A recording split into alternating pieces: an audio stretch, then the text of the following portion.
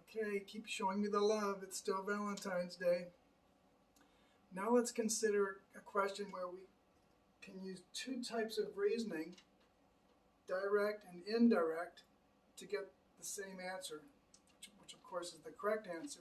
So let's say, for the sake of argument, that you have 6 teenagers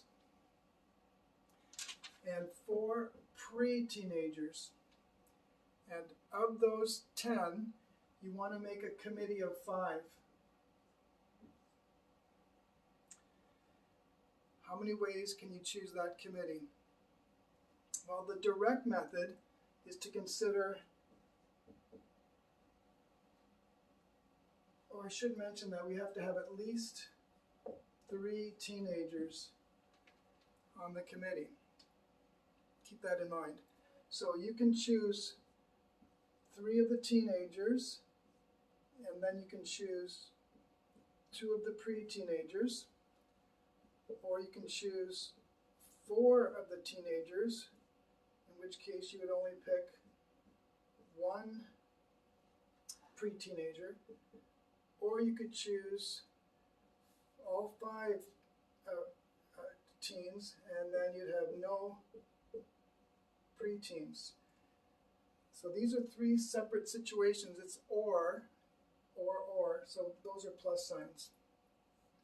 And if I calculate that, you can do it the long way using the formula, but if you have a scientific calculator, you can now quickly calculate all those combinations with a couple keystrokes. I never got my first calculator until I was in grade 12, because first of all, they were few and far between, and secondly, they were very expensive. On top of that, they didn't do very much. But nowadays, you can, with scientific calculators, you can do combinations really quickly. So for the sake of brevity, let me just give you the numbers here. That's 20 times 6, 15 times 4, and 6 times 1, for a grand total, if you do the math again, 186 ways you can pick those committees. Now, if we do it the indirect method, we want to calculate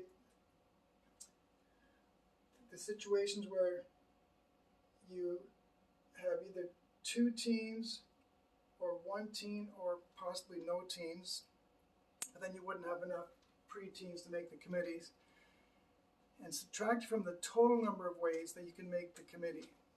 So that would be, you choose 5 from the 10,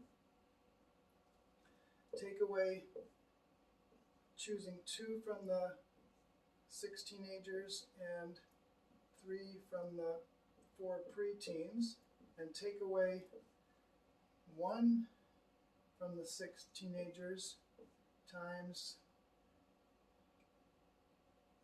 all 4 of the pre-teens. Again, you can't have no teenagers, because then you'd have to have 5 pre-teens. We don't have that.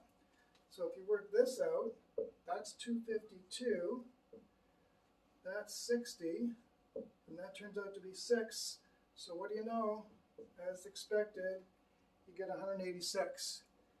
So depending on the situation, sometimes this is more logical and easier, or sometimes that might be easier, depending on the numbers. So take your pick. You can do it either way. And by the way, this notation here is often stated as 4 choose 2. You might hear that phrase, and that's what it means. 4 choose 2. Okay, there you have it. Let that sink in. See you next time.